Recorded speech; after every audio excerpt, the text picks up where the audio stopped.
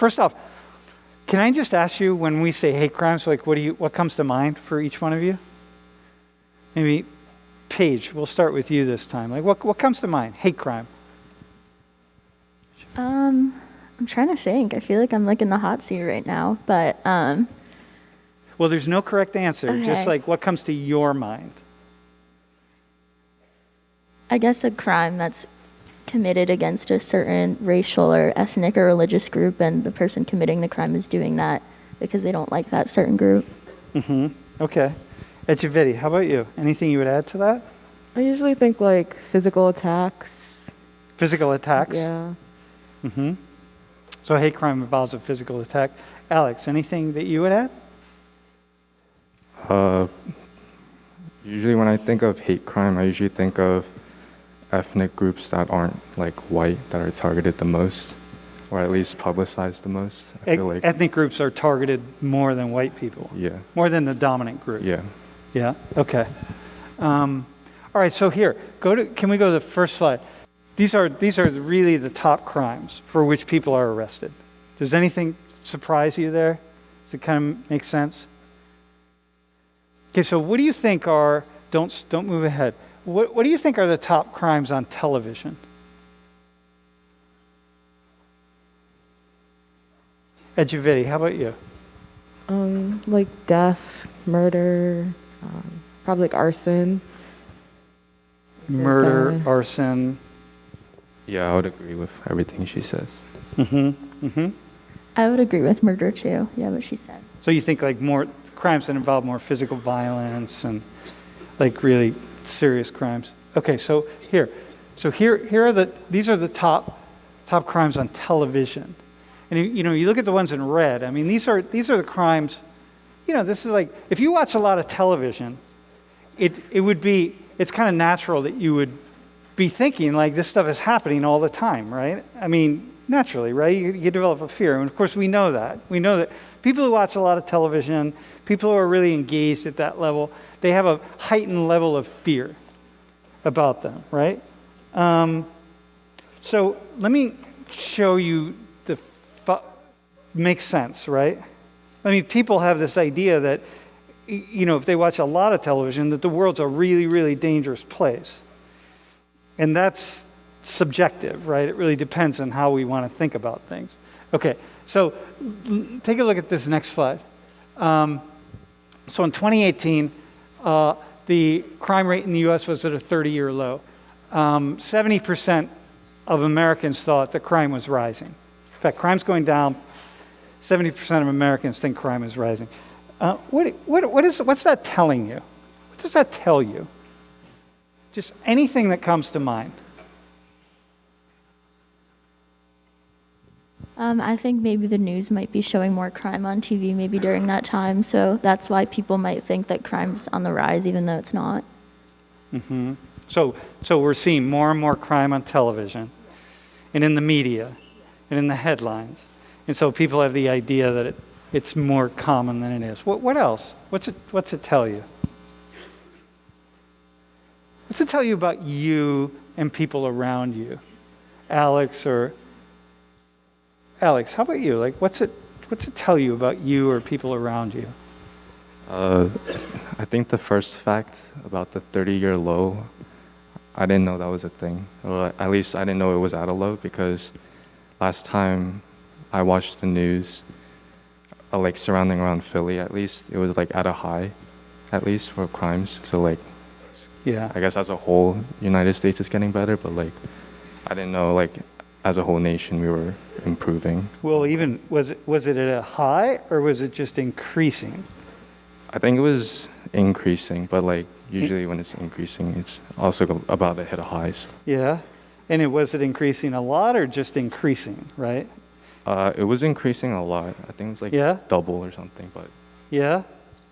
Okay, but hang on. This is like for the Philly, other though. This is for Philly. Yeah.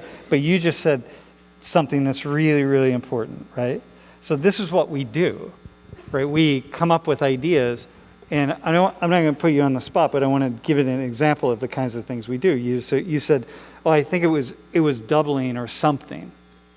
But like, man, doubling or something is That's really serious. Like in the world of crime or in the world of lots of things, doubling or something, that was like, did Penn State almost win, or did they get killed in the football field? You know what I mean? Did they might they win, or is there no chance they're going to win? You know what I mean? It's like, whoa, hang on, doubling or something?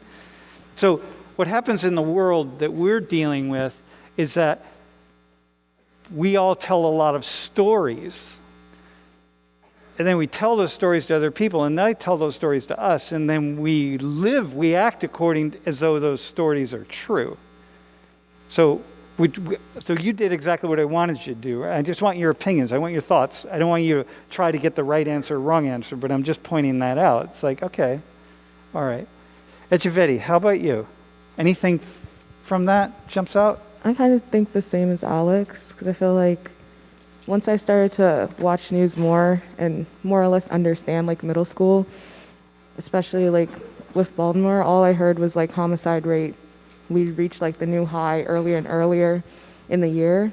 So Yeah. my perspective was crime was always getting worse. Yeah. Okay, well, you talked about, now that we're there, let's take a look at these two numbers here, right? And let me ask you this. Like, do you think about like crime that happens to kids? Any thoughts about that? Like, how many pages? Let me ask you, like, if you had little kids, if you had a child, would you let your kids walk to school in a neighborhood that was like, okay, but I don't know. They had to walk a mile to school, let's say. I mean, I walked to school when I was in like middle school and I was fine. I never got kidnapped, so I would let my kids walk to school. Yeah, what are the chances of you getting kidnapped? I have no idea. What's your gut feeling? I don't know. Were you worried about it as a kid? Yeah, I think like around like 2008. I don't know if you guys remember. I think her name was like Josie Dugard. That girl that was like in like some dude's backyard for 18 years. She got kidnapped and then she was like freed 18 years later. I remember seeing that all over the news when I was younger, and that made me so afraid of being kidnapped. Uh-huh. Echeverri, how about you? Did you grow up afraid of being kidnapped?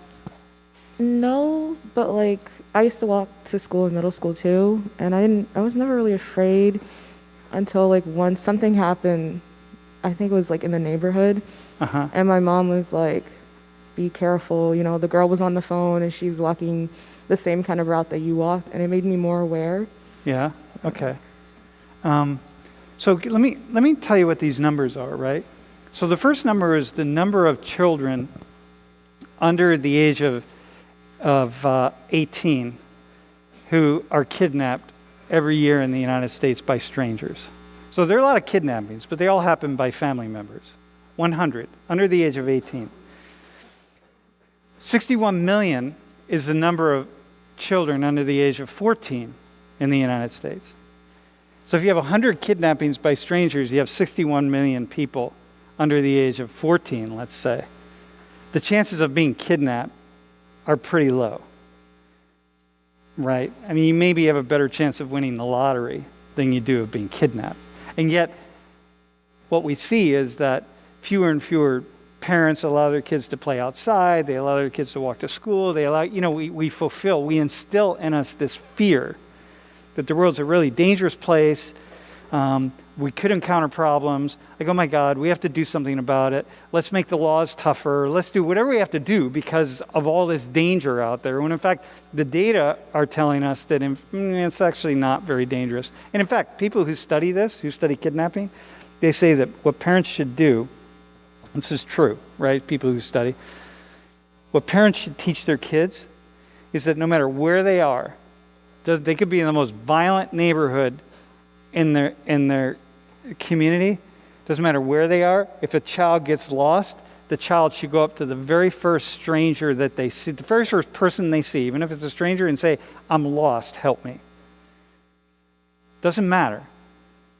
And because the child's much more likely to be in danger and have problems as a result of something hiding or whatever else happens. But the thing is, go up to the stranger, even if the stranger looks really dangerous or really whatever it is, and say, I'm lost, I need help, please help me.